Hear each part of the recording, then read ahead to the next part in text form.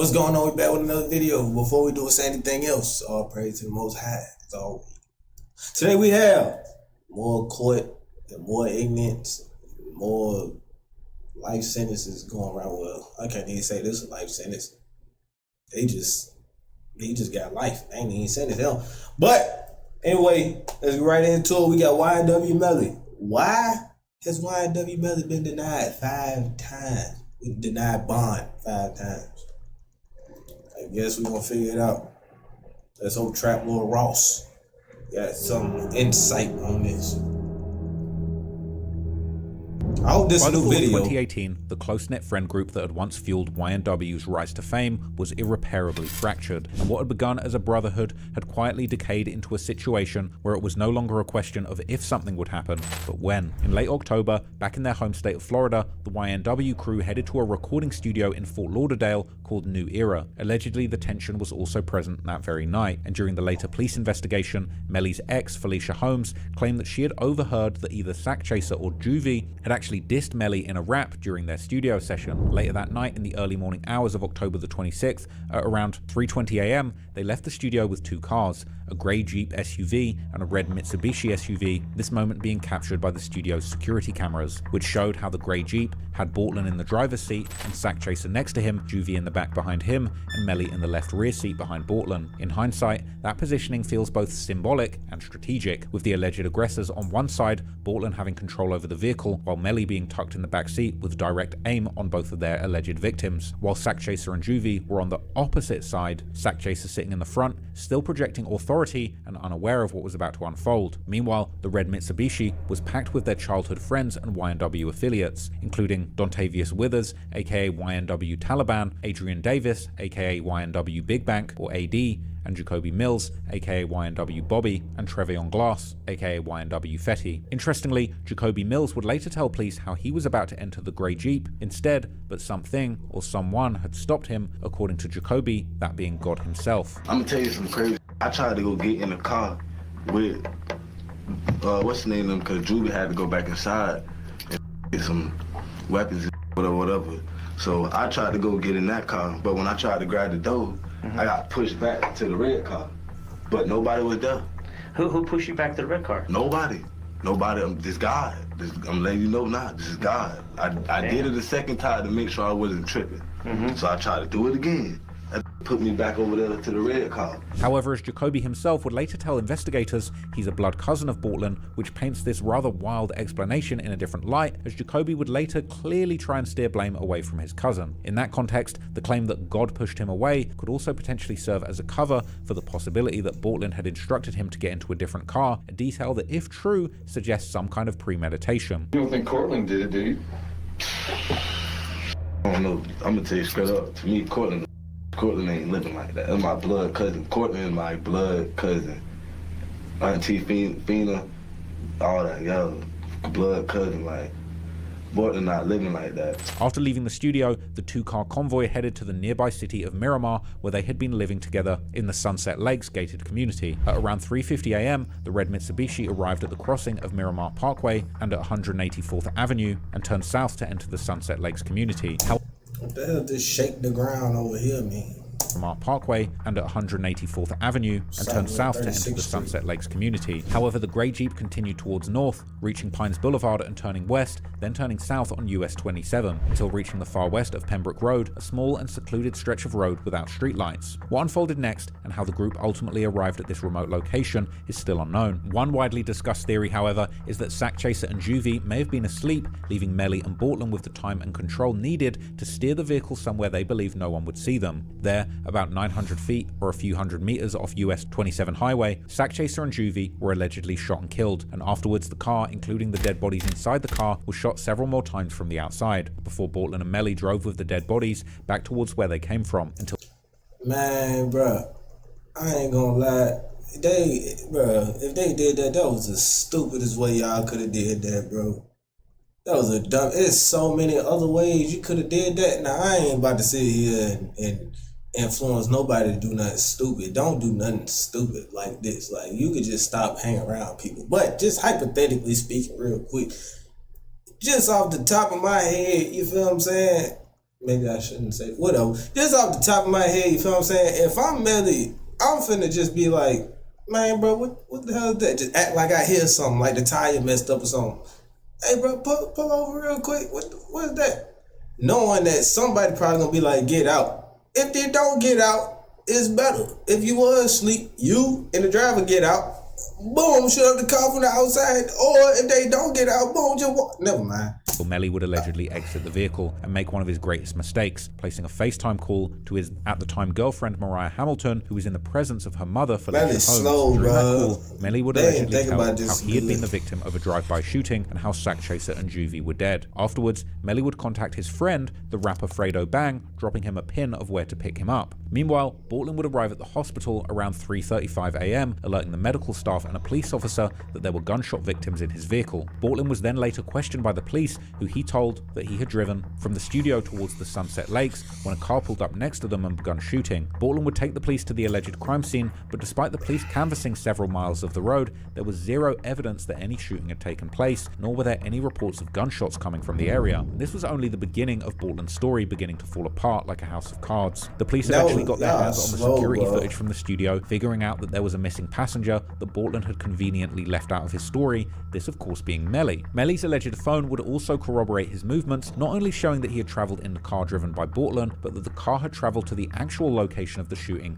at Pembroke Road, where the police would end up finding numerous shell casings that matched the bullet holes caused by the supposed drive-by, as well as two different types of glass that matched the windows of the vehicle. But that wasn't the worst part, because when the investigators took a closer look at the car itself, they quickly came to the conclusion that this had not been a drive-by at all. And the most damning of all, police would find a single shell casing inside the vehicle, something that would be only possible if the shots had been fired from inside the car. Even worse for Melly, that casing was found on the left rear passenger side, the exact seat that he had been occupying according to the studio's security camera footage, and the same position from which the fatal shots were fired according to forensic evidence. And these pieces of evidence were just the tip of the iceberg, as there were also numerous pretty damning pieces of digital evidence, like Melly allegedly telling how he did that to another rapper only hours after the murders, or how he told his girlfriend how Bortlen was coming everywhere with him because if the cops came to get him, it would be his fault. It's not exactly clear how much Melly was aware of the investigation going on behind the scenes, but publicly he would continue his life as if almost nothing had happened, enjoying every moment of the fame that only grew stronger as a result of the media attention following that tragic night. Right after the murders, he would pay his respects to his dead friends with numerous tribute posts. But interestingly, already the very same day that Juvie and Sack Chaser passed away, Melly would also be back in grind mode, shooting a music video with another Florida rapper, Burger, titled Nightmares at the Bottom, which would eventually be released about a month after the double murder. In December, Melly would also put out a short documentary about his life on YouTube, which would highlight a major problem that he had allegedly created for himself due to his actions on the night of the murders. This being the two separate realities that Melly was trying to establish, one being the version that Bortlen had told the police, where Melly had never even been in the car when the murders happened, while the second being the one that he started with the FaceTime call to his girlfriend on the night of the murders, and which he was likely telling all his friends, where he had actually been there and survived an attempt on his life. This version of the story being on full display in the documentary, which would end with an eerie statement saying how 4 days after the completion of this film, YNW Melly and his friends were the targets of a drive-by shooting in Miami, Florida, and YNW Juvie and Sack Chaser were killed. The problem with these two narratives would eventually become one of the key issues in the courtroom, but in the Bro, I'm sorry to keep on pausing it. It's like, y'all got enough brains to get all this different kinds of rich. Y'all got this many talents and all this stuff to get rich, but you stupid. Like, you stupid, bro. Like, the last couple cases I done sat here and watched this and the full of your trial and all this stuff, bro. Like, y'all, people just, it's like, y'all just stupid. If you gonna premeditate something, at least do it well. No, like, all right, whatever, bro. Meantime, Melly's career trajectory would completely explode coming into 2019 as he released his second mixtape, We All Shine, a rather obvious nod to his alleged gang, G-Shine, reinforcing the impression that he was moving forward without hesitation, seemingly unconcerned by any possible scrutiny building behind the scenes. The album itself included the song Mixed Personalities, featuring none other than superstar rapper Kanye West, this song becoming Melly's true breakthrough hit to the mainstream. However, the party wouldn't last long, because already on the 13th Why you of take that February, picture? Melly together with Bortland would be charged with first-degree murders of Juvie and Sackchaser, with the Miramar police coming out with a confident press release on Twitter saying how the duo had staged the drive-by, while Melly would post a message to his fans on Instagram stating his innocence before turning himself in. At their home turf in Gifford, where the news had undoubtedly caused some major turmoil, the response would seemingly come the following year when Bortland's dad was shot several times, landing him in critical condition. A suspect was soon arrested, turning out to be 18-year-old Travion Banks, a childhood friend of YNW Juvie, who had actually made music under the name YNW AG Trill, AG standing for the 40th Ave Army Gang that Juvie repped even before YNW. And the local news would report how the police had considered the shooting to be a retaliation for the murders of Juvie and Sackchaser. Meanwhile, on social media,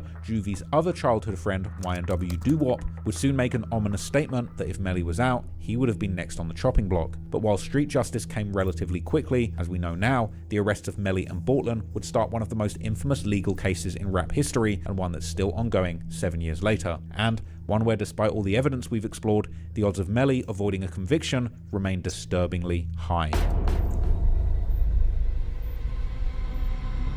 After the double murder and the investigation that followed, the question remained: was YNW Melly responsible for the calculated and cold-blooded killing of his closest friends, or was this, as Melly's legal team continued to claim following the narrative established by Bortland, that was just the result of a tragic drive-by shooting? For 4 years, Melly remained in legal limbo, waiting for his day in court, until finally in June 2023, that day arrived. But that trial turned out to be a legal spectacle that ultimately failed to produce a definitive outcome, ending in a mistrial on July the 22nd.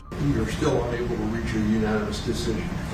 So at this time, what I am going to do is just declare a mistrial. After 19 days of testimony and over 14 hours of deliberation spread across 3 days, the 12-member jury remained hopelessly deadlocked, with 3 jurors reportedly refusing to find Melly guilty on the charges of manslaughter. The most sensational detail of the mistrial came out afterwards, when one juror claimed publicly that the deadlock was driven by one disruptive juror, who eventually persuaded 2 others to come to her side. But even without the influence of one alleged rogue juror, what's noteworthy is that the jury seemingly unanimously found that there was no evidence beyond reasonable doubt to convict Melly of first-degree murders, the actual charges that the prosecution were aiming for. And despite forensic experts testifying that the fatal shots came from inside the car, directly contradicting the drive-by shooting narrative, and phone data placing Melly's alleged phone inside the vehicle at the time of the murders, the case remained deeply divided, and the prosecution and police overall would receive a barrage of criticism on how the investigation was handled. Florida judge sided with Melly's defense team and pulled lead prosecutor Christine Bradley off the case.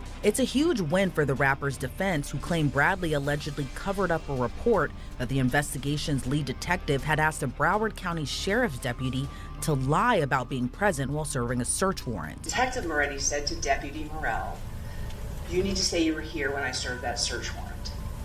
And it was kind of like an awkward moment. Someone described it just kind of getting punched twice in the head. So there's a search warrant that gets served, and I'm like, what's going on? And then the next thing, he's asking this deputy to lie for him. This is a fundamental fairness thing. You have evidence, you need to turn it over to him. If you didn't turn it over to him, you can't use it. That's really the basic. I don't think the prosecution is being effective at all. She's not connecting the dots. She's just reading a bunch of emails and a bunch of texts, and I think the jury is going to have a very difficult time tying that all back to Melly. The actual evidence of someone saying, hey, he was the guy who pulled the trigger, he was the guy who was in the car, here's the DNA, here's the gunshot residue, that's all missing. This looks a little incompetent. Miramar Police seems to have botched this investigation, and they call the Broward Sheriff's Office and ask them to come and look at the investigation upon which this entire prosecution rests. And he looks at it, and he says he instantly knew he had to start from scratch. I think his words were, "It was the worst thing I had seen in my life." And decisions ending after 3 days, with the jury not able to come up with a unanimous decision to decide the fate of YNW Melly. I am going to do is just declare a mistrial. Moreover, the heavy focus on Melly's alleged gang affiliation, which the prosecution was seemingly trying to use to show premeditation in order to justify the first-degree murder charges, was also seen by many experts as simply a flawed strategy. They're just talking about taking oaths. They're talking about what happens within the gang and with the G-Shine, which is the subset of the Bloods, but nothing really has been established as far as that crime is concerned. And last thing I'll mention is they're talking about dates before and after the crime, so nothing's really been established thus far in my mind. One of the defense's most critical psychological wins was arguably involving the state's gang expert, Detective Danny Polo, who begun his testimony by wearing a full ski mask, arguably for his own safety, which many considered to be terrible optics. Always said, if you have to be masked, get somebody else to do it. I think wearing a mask, that's a terrible look, just taints the entire case. That's a terrible immediately look. puts the jurors, it gives them anxiety. Things would get even worse. And then look at the mask you chose, it was bro. revealed that Polo's face was easily found on public internet searches and, unfortunately, on his wife's Cash App profile, with the judge eventually forcing Polo to remove his mask in the court. I'm going to show you what is the picture of the mask. That is you and your family. Yes, sir. And that's on your wife's Cash App. Yes, sir. I think it also backfired because now he has to go without a mask. So it seems that from the state side or the prosecution side, maybe they were masquerading, great word, initially, and they were trying to draw more drama and point a spotlight on the defendant unnecessarily. The defense also succeeded in creating reasonable doubt on multiple fronts, like highlighting the crucial fact that the murder weapon was never found and no eyewitnesses placed the gun in Melly's hand. And not only was the gun never found, but the same seems to apply also for the clothes that Melly was allegedly wearing during the murders, which undoubtedly would have had blood on them, just like Bortland had on his t-shirt, which he tried to cover with a hoodie. There's also another matter that's rarely brought up, but if Melly did indeed receive a ride from Fredo Bang after the murders, why was Fredo's car seemingly never searched for blood, as there would almost certainly have been traces on it, unless Melly literally changed his clothes before stepping into the car. Perhaps this was done and nothing was found, but given the police didn't apparently get a warrant to search for bloodstains inside Melly's house, this seems unlikely. Of the Jeep, all bloody, blood all over the place. And we learned that you could spray and determine if there was blood right here on the carpet, even though you don't see it. Why in the heck don't you get a search warrant for the house? Why in the heck don't you? Don't tell us. We didn't know where he lived. Crucially for the defense, one witness, Adrian Davis, also provided an alternative timeline, testifying that Melly had actually left the Jeep before the shooting. Did there come a time that you were woken up before you got to the house? Yes. What happened? We pulled over, and that's when Melly got in the car with us. But now, as Melly heads into his 2027 retrial, many things have changed. After the first trial, allegations of withholding evidence ultimately led to the removal of the lead prosecutor, Christine Bradley, from the case. Moretti, Deputy Moretti, who's one of the investigators in this case, executed a search warrant on Jamel Demon's mother's phone, Jamie King's phone, Jamel Demon's mother. There was an issue with that whole interaction. She came into the police station, they tried to grab it from her, he executed a search warrant. After it was done, another deputy comes in and he says, just say you were here or something to that effect, that you were in the room when this happened, which didn't happen. And another lawyer walked out because she's like, I'm not going to be part of this.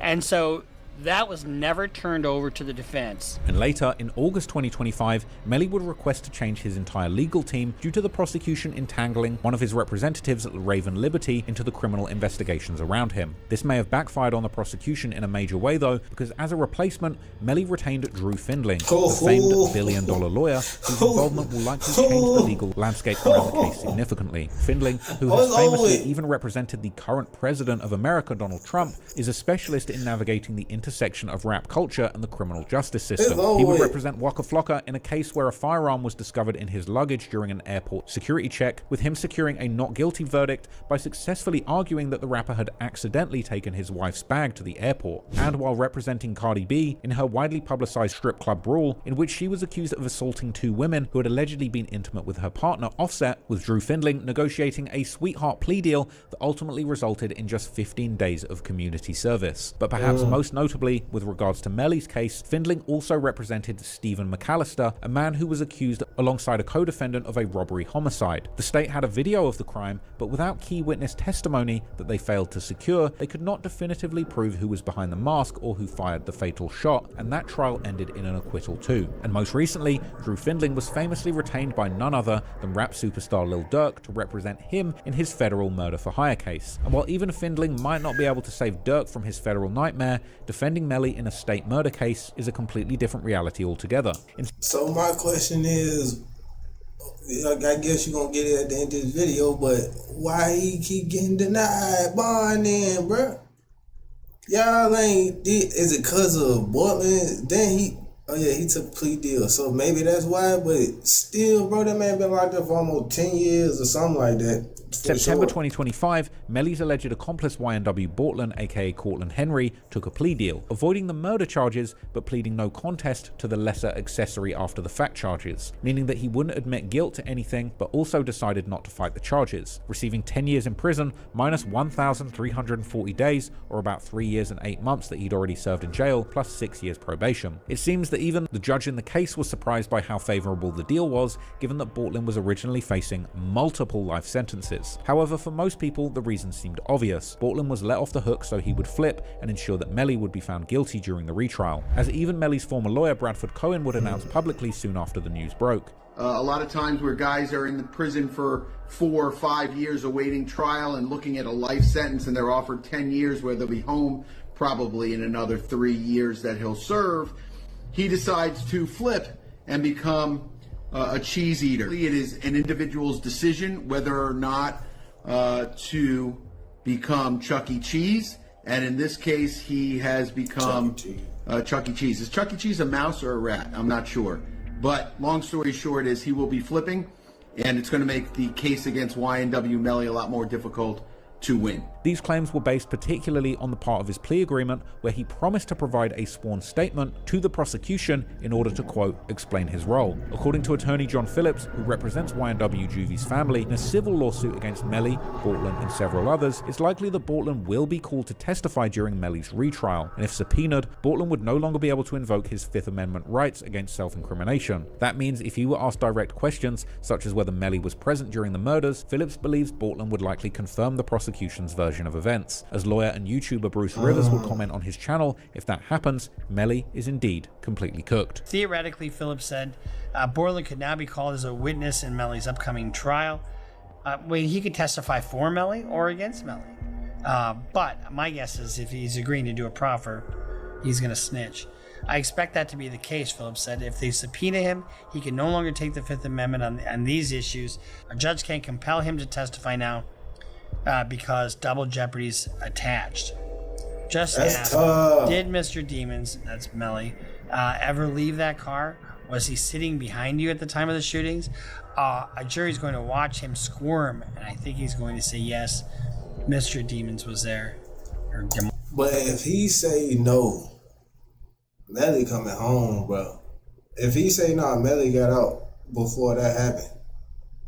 Melly was with us, but no, Melly got out before that happened. That's why we had went that way, because we switched cars or whatever the case is. Well, Melly switched cars and he had something else to do or whatever. Melly coming home, bro. He got to. Like, what else do you have? Bonds, whatever.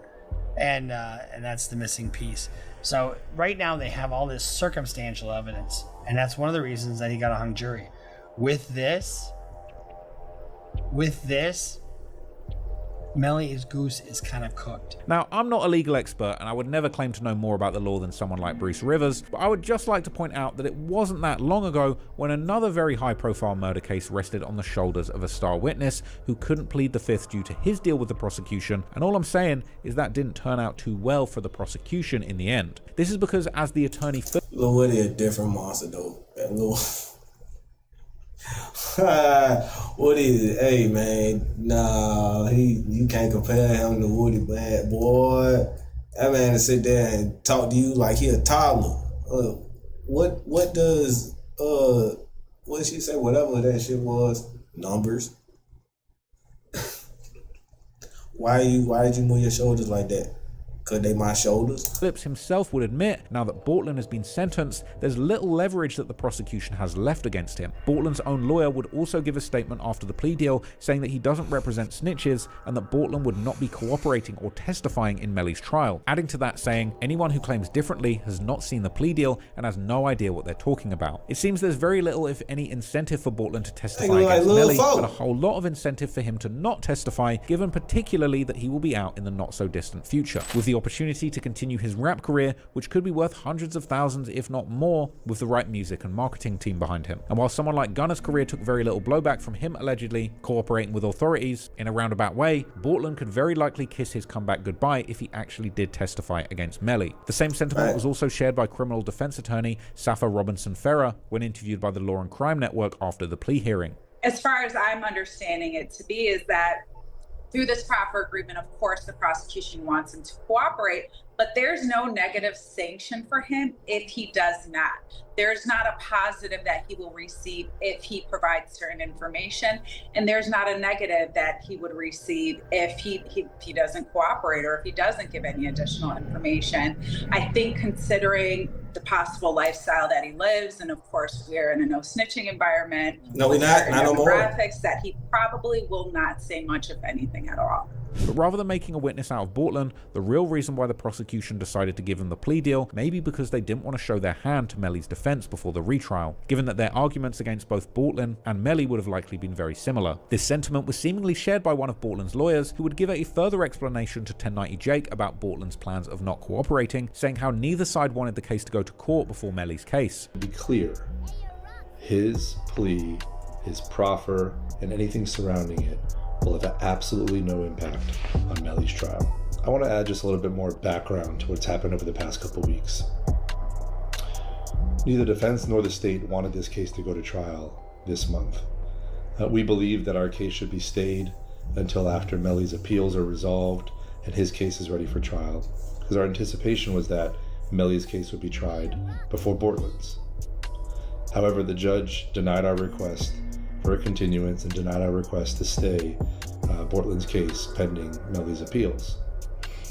So we were moving forward to trial. Besides the fact that the prosecution likely won't have a new star witness at Melly's trial, they would also receive some bad news in October 2025, when the appeals court would agree that the previous judge in the case did not abuse his discretion when he limited the digital evidence admitted into retrial to the day of and following the murders, which meant that the prosecution had to throw away weeks of digital evidence obtained from their overly broad warrant. So now, coming into 2026, Melly's new legal team, Drew Findling, and co-counsel Carrie Horwath would arguably receive more good news. For nearly 2 years, the state held a witness tampering charge over Melly's head, alleging that he had used jail communications to prevent his ex-girlfriend Mariah Hamilton from testifying. Portland Henry.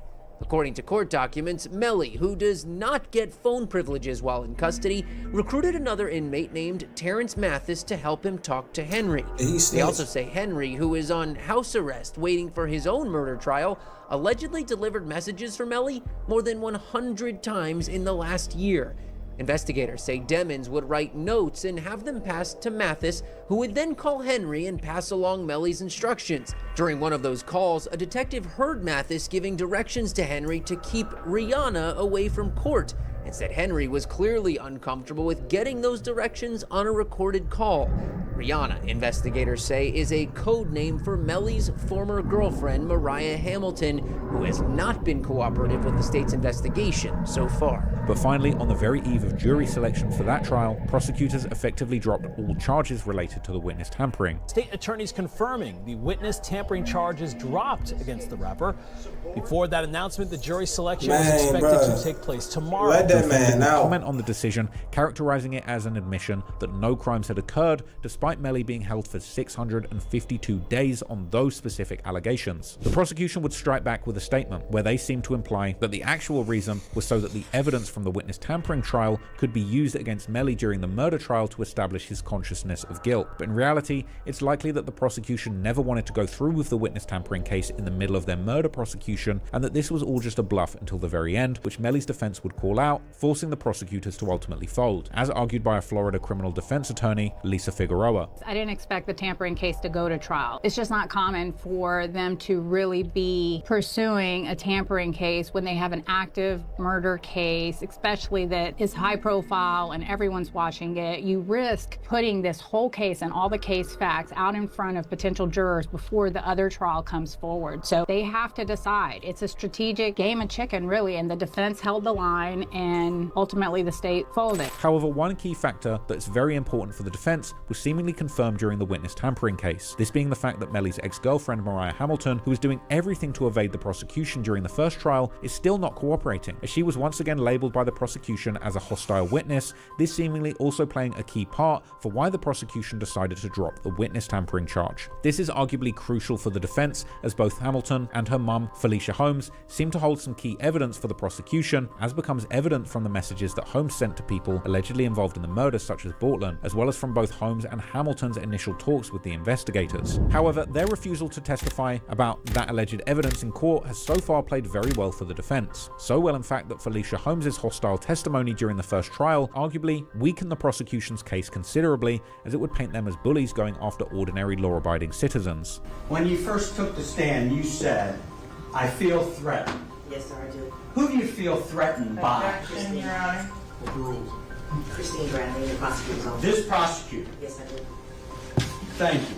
Overall, it seems that most people still think that Melly is ultimately cooked when it comes to his retrial, and as I've discussed throughout this video, I do personally think that he probably did kill his friends, in my opinion. So I would never claim that he will absolutely beat this case, but what I am saying is that particularly when it comes to the state's charges, the existence of evidence is one thing, but the investigation that produced that evidence is another one entirely. And as the first trial already made it clear, this investigation, unfortunately for the state, contains some very serious flaws, which is why it would be a mistake to underestimate what an elite defense attorney like Drew Findling can actually do when it comes to picking apart a case that's already full of holes, exploiting every single procedural mistake to turn even a strong narrative against Melly into serious reasonable doubt. And in a trial where the margin between conviction and another mistrial is razor thin, that might end up being all the defense needs, because if the prosecution won't offer Melly a plea deal that at least avoids the first-degree murder charges before the retrial, they likely would after another mistrial. But then again, regardless of where the truth ultimately lies, before Melly will have his time in court again, 8 years will have slipped by. Already, Melly has spent the better part of his 20s behind bars, effectively serving time of a serious conviction without ever receiving one. And that harsh reality is likely not lost on the prosecution. So no matter what you think of Melly, or if like me you think he probably did kill his friends, America is all about true and balanced justice. Innocence until proven guilty, and at this stage, Melly still hasn't been proven guilty, and it is actually still possible that he might never be proven guilty. Man, bro, that's gonna do it for this video, man. I think Melly could have did a whole lot to make it even better, especially since these folks been messing up from the jump. The prosecution been messing up from the jump. Y'all case weak for real, bro. And then you got Drew Findlay. Ooh. It's over with. I ain't gonna lie. What y'all think finna happen in the comments, bro? I think Melly coming home, bro. It's just a matter of when. If they conjure up something in this retrial, I'll be very surprised. I ain't gonna lie. But anyway, I catch y'all in the next one. Y'all eat y'all fruit and whatnot. Y'all get y'all money and whatnot, and shit, free Melly. Catch y'all in the next one.